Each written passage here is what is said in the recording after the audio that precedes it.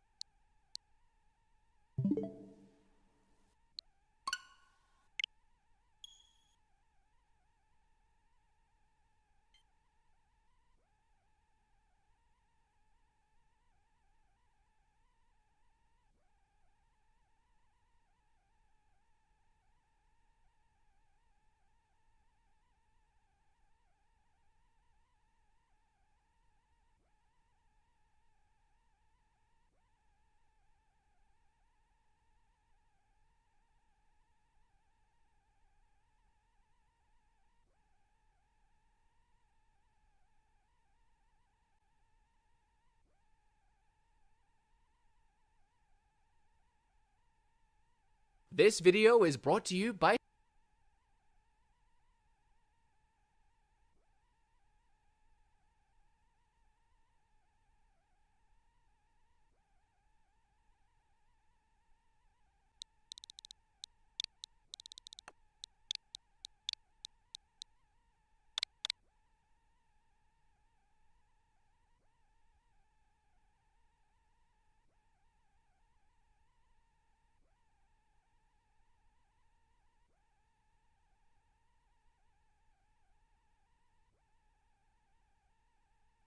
What's up, guys? Welcome back to Newswave. So last year, Sony talked a little bit about their new play. We'll see you guys next year. Well, it sounds like we could see a full reveal for this headset here pretty soon based on a new report. We're going to talk about that one here today. Also, we are going to be going over this odd leak for Cyberpunk 2077 that started to make the rounds, so much so that CD Projekt Red actually responded to it. And we're also going to be going over this newly announced gaming platform that Samsung showed off at CES for their TVs. Guys, if you enjoy these videos, make sure that like button helps out a ton. And if you're new here to the Spawn Wave channel, make sure you subscribe down.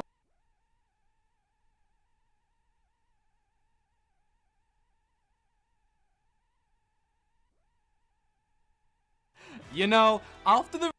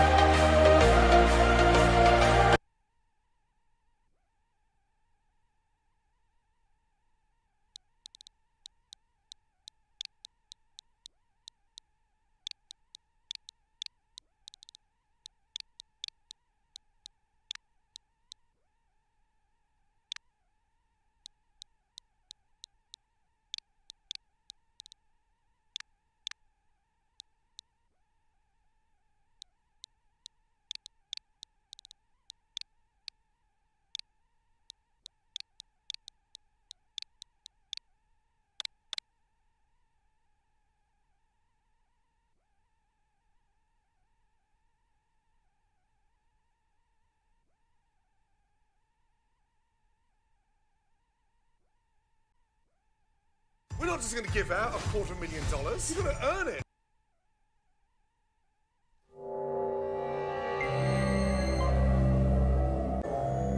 Dread.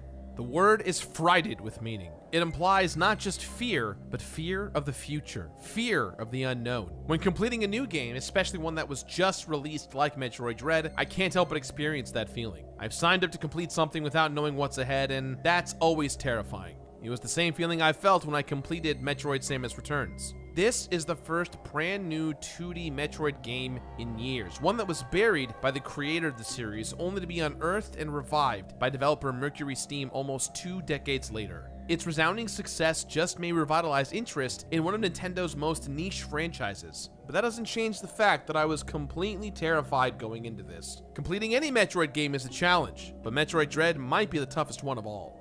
Hey everyone, and welcome back to another episode of The Completionist, where we don't just beat the games, we complete them. Metroid Dread came out just over 1 week ago, and the hype for the end of the Samus saga is at an all-time high. I sprinted to complete this game because I love what this series represents for me and for many fans out there. Metroid and Samus herself defined an entire genre, and Dread is a return to form for the series, an exciting jumping off point for an entire generation, and a perfectly penned love letter for fans newer and old. But fans beware, and as the completionist, I'm about to break this game to my will, so spoilers are in store in terms of secrets and exploits, but not plot. With that said, we've all waited long enough, so let's suit up as I complete Metroid Dread. All glory goes to the winner.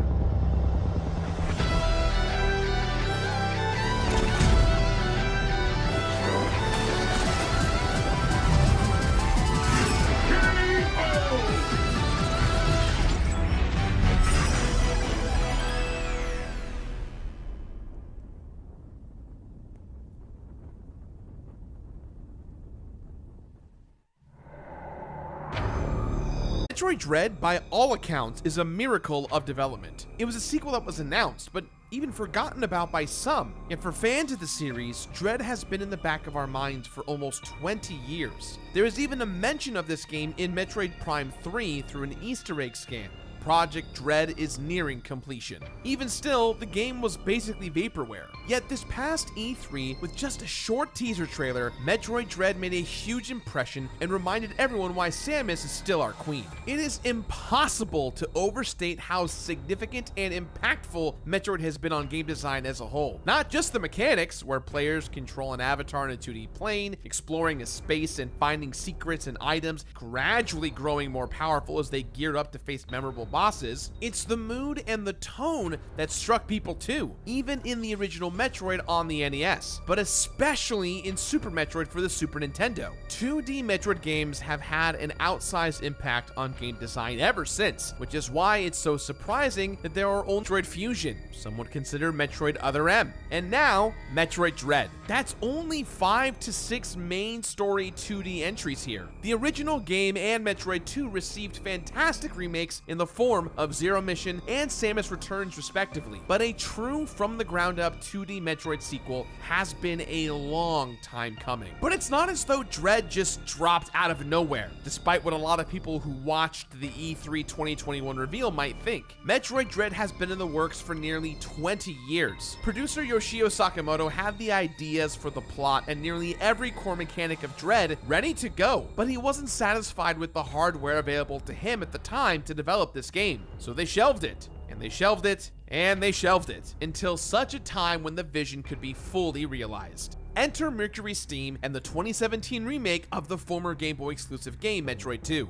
Mercury Steam built this 3DS game from the ground up and introduced a distinct visual style as well as innovative mechanics like free aiming and a melee parry into the Metroid canon. I thought Samus Returns was an incredibly smart remake. Hell, it would look if it came out on the Nintendo Switch, and it proved that Mercury Steam could be trusted with the Metroid name. And here we are now with Metroid Dread, fully developed by Mercury Steam and with the full support of Yoshio Sakamoto, who trusted the team to realize his long-time vision. Make no mistake, mistake. Metroid Dread is in fact a direct sequel to Metroid Fusion, a Game Boy Advance game from 2002. Metroid Dread starts off with a short primer to clue players in. There's text explaining what Metroids and the X-Parasites are and why they are both so dangerous. We learn a little bit about Samus Aran, bounty hunter extraordinaire, and then we're off, thrusted off into a new adventure. Fresh off of her harrowing encounter with the X-Parasites on a remote space station, Samus receives a video of what appears to be an X-Parasite on the planet ZDR. Knowing it would basically be the end of life as she knows it if the X-Parasites was able to leave the planet, Samus is tasked with venturing to planet ZDR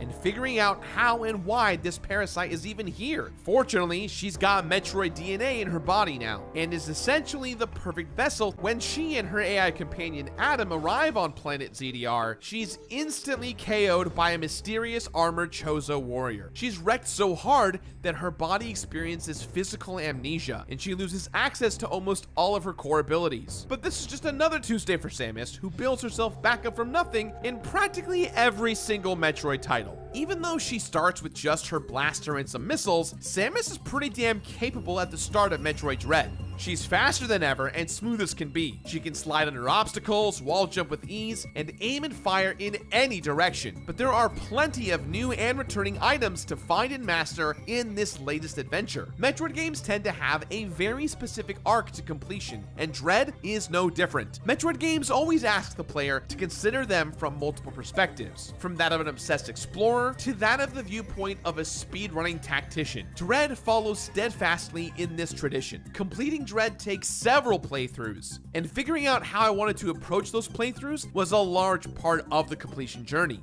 I know that I'll have to do at least one playthrough where I find everything in the game. Every missile expansion, every energy tank, every item and upgrade, from the morph ball to the gravity suit. I'll have to explore every corner of the map and defeat every single boss, but that's just the start of it, because it's the tradition of every Metroid to have a speedrunning component, where different rewards are bestowed upon beating the game under a certain time limit. Both Zero Mission and Samus Returns have unlockable hard mode difficulties, and since Mercury Steam made this game too, I know I'll have to conquer that as well. And as much as I've talked about the history of Metroid up until now, I've left out one very important factor. Metroid games, from OG Metroid to Super Metroid to, yes, Metroid Dread, are hard. Let me repeat that. Metroid games are hard. It always has been, and Dread follows in those footsteps. Samus brought the heavy combat boots to kick our asses because this is easily the toughest Metroid to date.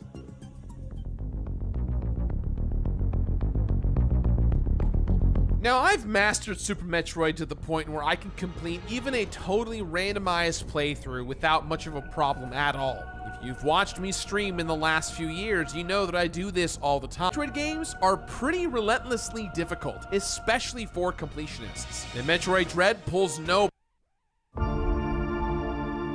I first met her, I was just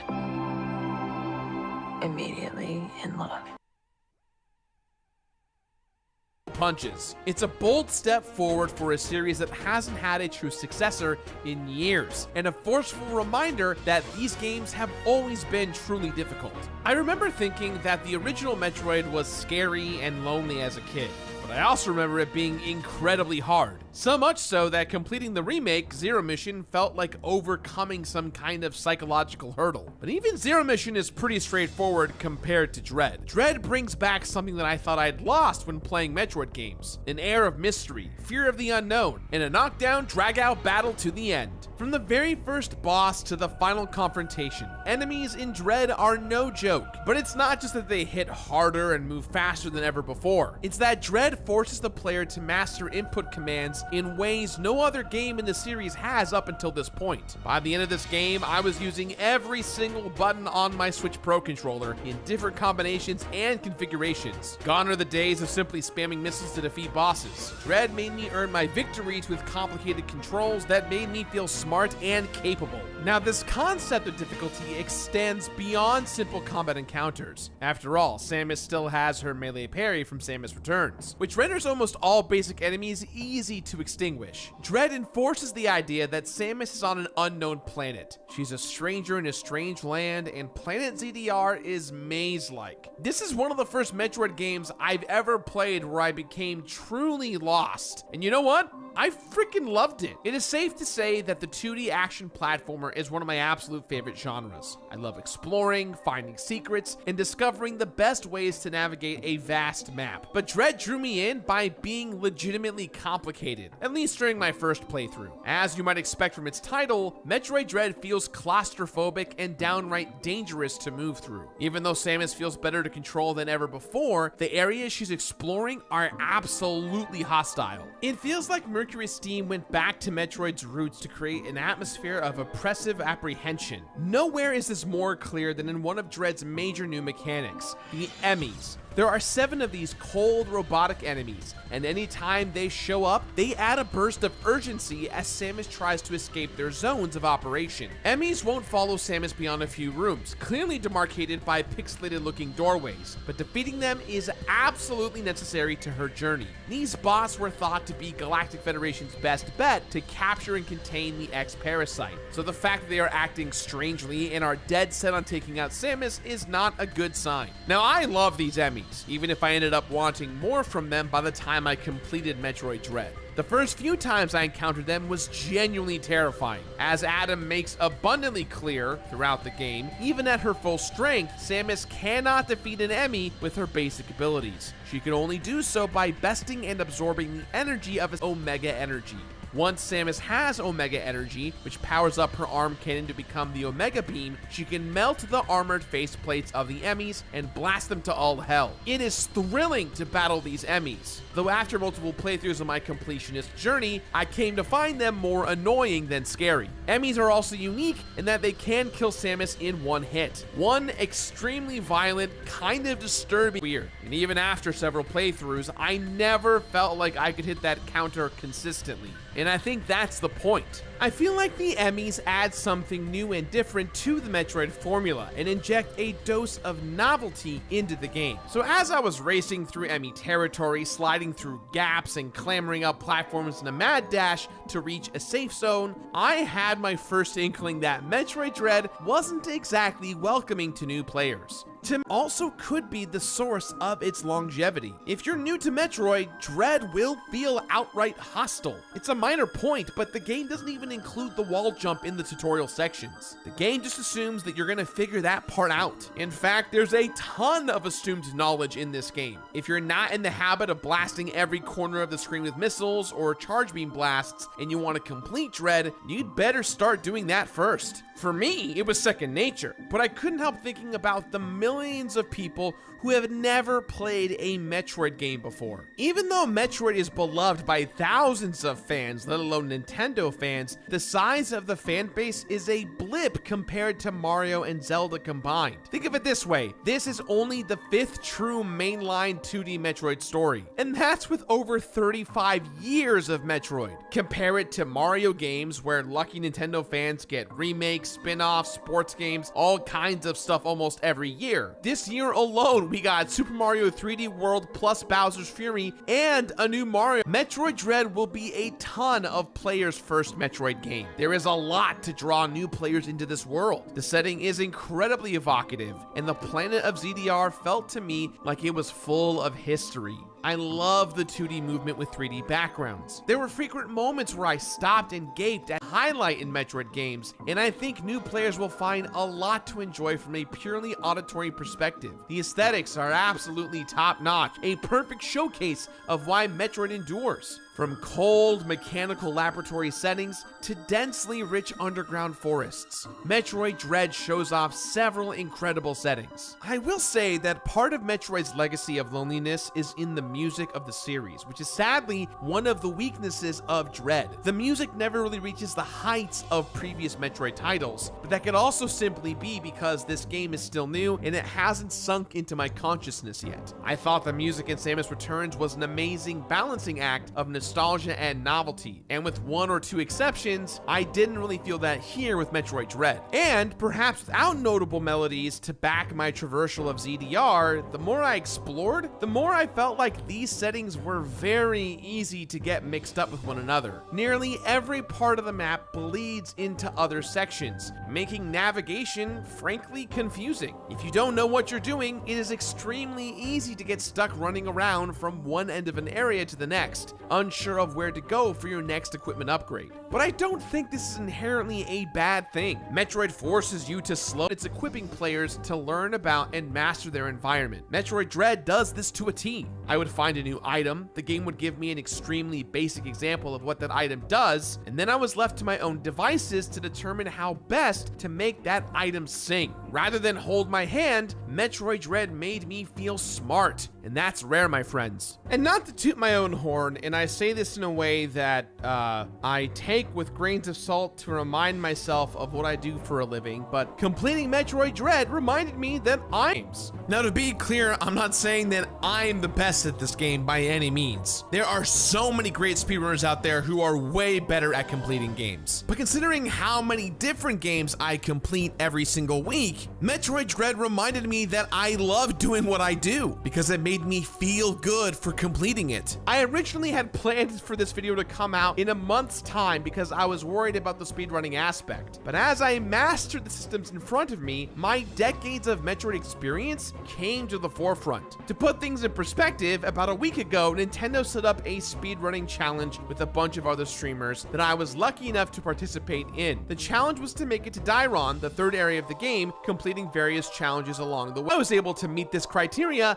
in 36 minutes. This was a huge confidence boost going into my weekend of completing Dread. But as I made it through the game, I couldn't help but think that the inherent difficulty is going to turn a lot of people away. I have developed some skills with these kinds of games, and there is an absolute thrill and high in overcoming the challenge before me. But I think that Dread's challenge, combined with how previous entries in the franchise are basically inaccessible, makes it pretty hard for newcomers. I think there is a place for everyone in video games, right? I've always enjoyed playing and sharing that enjoyment with working towards. But I think that with Dread, there is a real opportunity here that feels a little squandered. This has been the highest selling Metroid game by an extremely large margin, but I'm not sure how many new converts to this series there will be if they can't make it to the end of the game. My only advice is that if the initial difficulty spike against bosses and enemies feels overwhelming, stick with it. I promise you, you will get better. Now, all that grandstanding aside, Metroid Dread is actually the most completion-friendly the series has ever been. First time, there are usually secret endings and rewards to be found for the most dedicated and skilled players. Metroid Dread is no exception, but goes the extra mile to reward players who are already skilled in this genre. More importantly, I think there are even more incentives to make new fans out of not just the Metroid series, but fans out of the concept of completing games in general.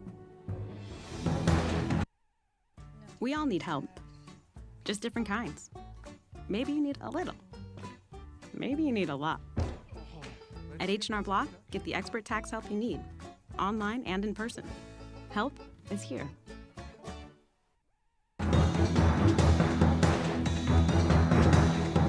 Making it to the end of Metroid Dread is already a tough task. Beating every boss requires excellent timing and an intuitive read on their patterns. But finishing a Metroid is so much more than combat. Exploration is a major factor, and of course, there's also the speedrunning aspect, which ties different bonuses to the in-game clock. I prepared myself for a thumb-shattering weekend, but I was in for some surprises, as this game had tweaks that made me completely readjust my expectations altogether. My first run through Metroid Dread was on normal mode, and I focused on Samus's abilities. I scrutinized every single corner of the map to see what I maybe have missed. This is one of the ways that Dread surprised me, because as unrelenting as the combat might seem, the way Dread tracks progression is incredible. Every area has its own percentage meter of items found, and the minimap itself is even used as an exploration tool. Areas on the map will flash white if there's a hidden item nearby on the map. I still had to do the classic Metroid thing of bomb or blast every corner, but just knowing whether or not there was an item to find is a huge... Completing an area felt great and even resulted in instant rewards. I treated this first run as my 100% item playthrough, where I would soak in everything and not stress out about speed. In the main menu, there is a tab dedicated to completion rewards. I appreciated that Dread puts up a big flag right there and lets players know that, hey, there's going to be stuff to unlock. It's a far cry from previous entries where I wasn't always sure what I was working towards. The bonus archives related to completion are the Chozo Archives, a set of 9 images that are unlocked upon finding 100% of secrets in an area. Every area completed unlocks an image, and there's an extra image unlocked after completing finding all items in all areas. I was able to unlock the entire Chozo Archives on my meticulous first playthrough, which took about 10 hours. It feels really,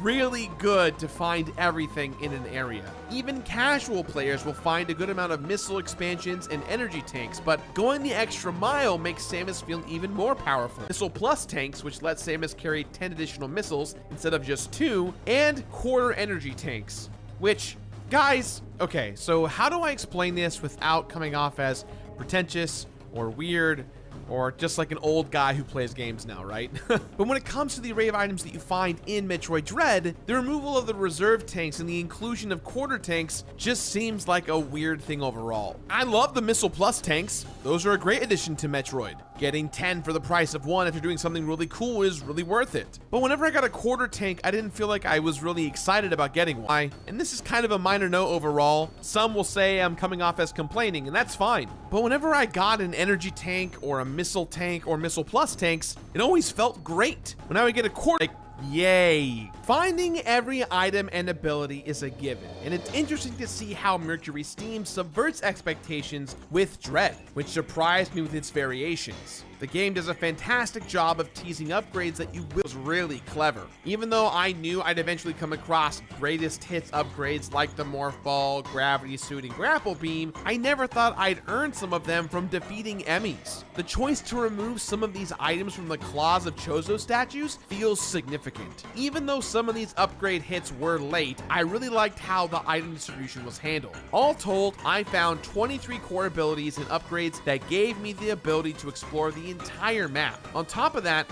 I found every missile pack, power bomb, and energy tank for a total of 275 missiles, 15 power bombs, and 12 for Samus is always thrilling. Now, for many, getting 100% at normal difficulty might be enough, but for a Metroid game, there is more. And I'm not simply speaking about beating the game on hard difficulty. I, of course, am talking about the speedrunning component. And that's when knowing every inch of the map will pay off, and where Metroid Dread will truly test your mettle. Or in this case, most Metroid games will test your mettle.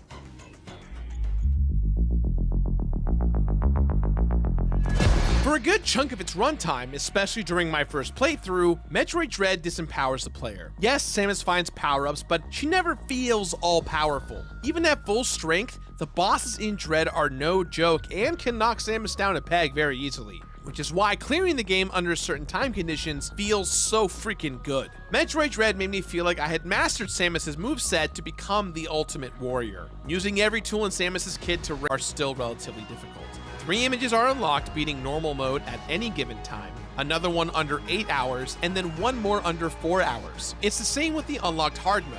Once for beating the game on any time, under 8 hours and under 4 once again. There is one additional image that unlocks after earning the other 6, for a total of 7 gallery images. It seems daunting, but it was much easier than I expected, especially be condensed very easily. So as a refresher, when I completed Metroid Zero Mission, I basically had to do 8 playthroughs. With Samus Returns 3DS, it was 3 100% playthroughs and 7 speedrun attempts, clocking me over at 50 hours of playtime. So I had prepared myself with Metroid Dread for at least 6 playthroughs, 3 on normal and 3 on hard. Amazingly, I was able to complete this game in only 3 playthroughs, and in under 20 hours for everything. And just to kind of help myself out with all of the neuroses of 100%, I did an extra 4th playthrough just to get my hard mode 100% file. Part of this is due to the fact that I could simply bring up the options menu to pause the in-game clock at any given time. I was able to plan my routes and beeline towards, so I was plugged into speedrunning mode, I couldn't stop. Even bosses that gave me trouble in my normal 100% playthrough gave me little to no trouble once I was locked into speedrunning mode. I was able to complete a normal speedrun in about 3 hours and 24 minutes. And in my eyes, that's plenty of time to spare. But I was still pretty stressed out about doing the same thing on hard. Not only was I able to do it again, but I somehow managed to shave off 2 minutes of my final time. But I do want to add that there are way better performances out there online. Seriously, shoutouts to all the speedrunners out there who are putting in the good work to do great stuff. I am not a speedrunner by any means, but at the very least, I was able to do this. So if I can do this, you can do this. But the best part of all this speedrun,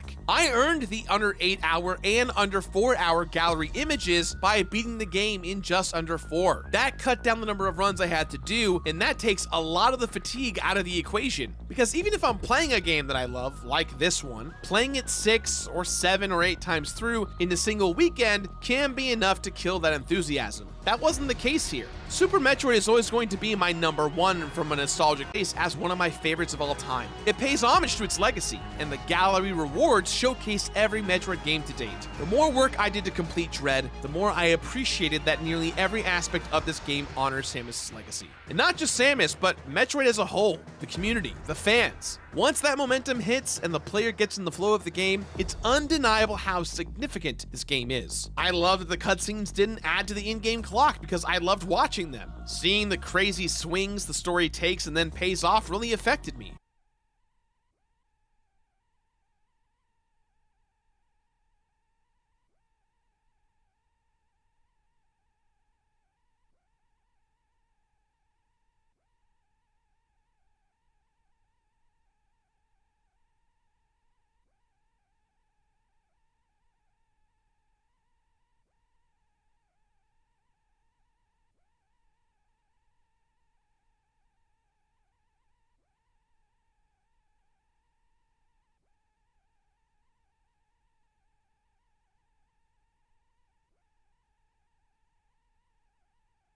What's up guys, Zach Scott here playing Metroid Dread for the Nintendo Switch. This will be a return to the 2D Metroid series and I am quite excited. Thanks to you guys and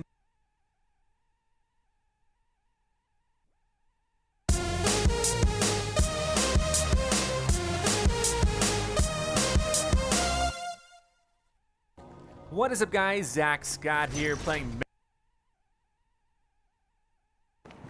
Hey Dad, what's up? It's doing it again. I'll run home. I have a new refrigerator.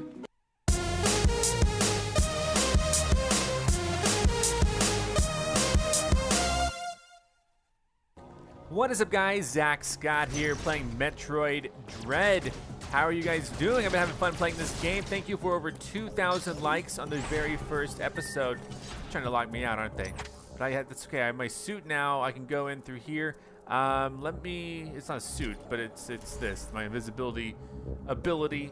But yeah, thanks for over 2,000 likes on the first episode. I really, really, really do appreciate it. Oh man, okay, that was... What's up guys, Zach Scott here playing Metroid Dread for the Nintendo Switch. This will be a return to the 2D Metroid series and I am quite...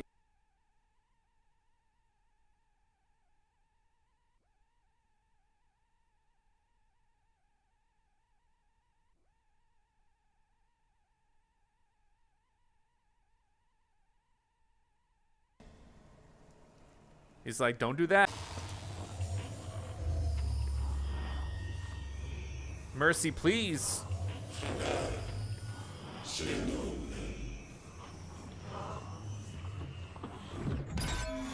Oh my God. What just happened? And that was my flashback, right? And now here I am. I woke up. I'm fine. I guess.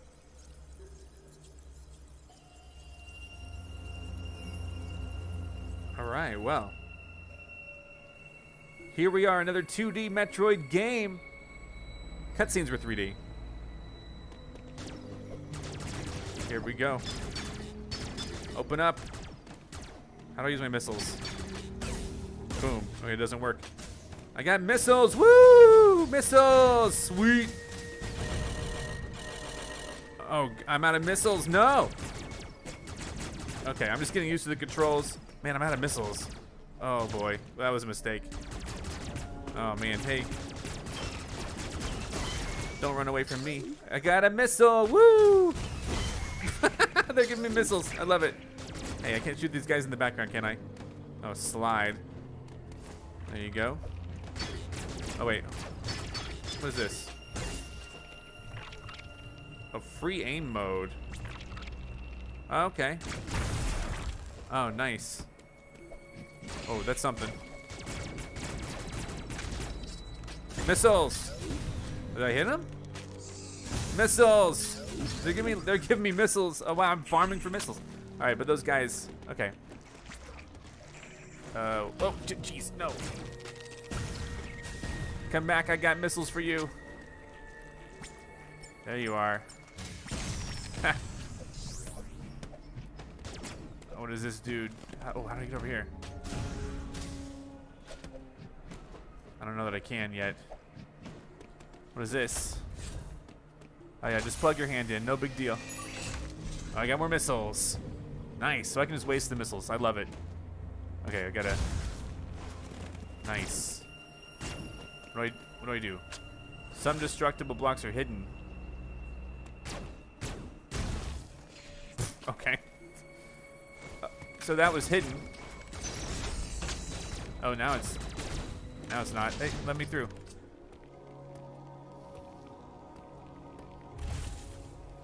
So yeah, I don't really know how this game is structured yet. So I don't know if there's going to be like distinct areas where we like are going to end the episode. So we'll just kind of play it by ear. Uploading data. Little freestyle.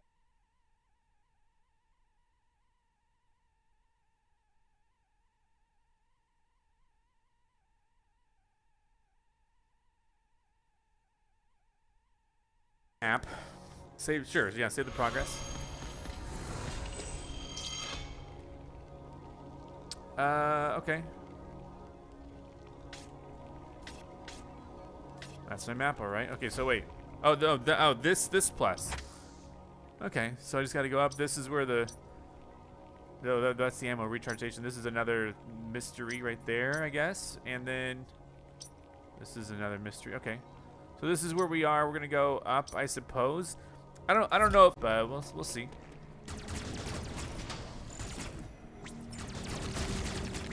Heck yeah! All right, I'm just gonna drop. Ow! Some of these cannot be. Okay, well, we'll just deal with that later. Whoa! I like the transition from that to a cutscene. Use a melee counter at the right moment to parry certain attacks and automatically take aim at the attacker. Press X to use your melee counter now. Boom! Wow. Destroyed, dude. Boom! That's it. Uppercut. That'd be cool if every time she did it, she's like, uppercut. Okay, that may not be so cool.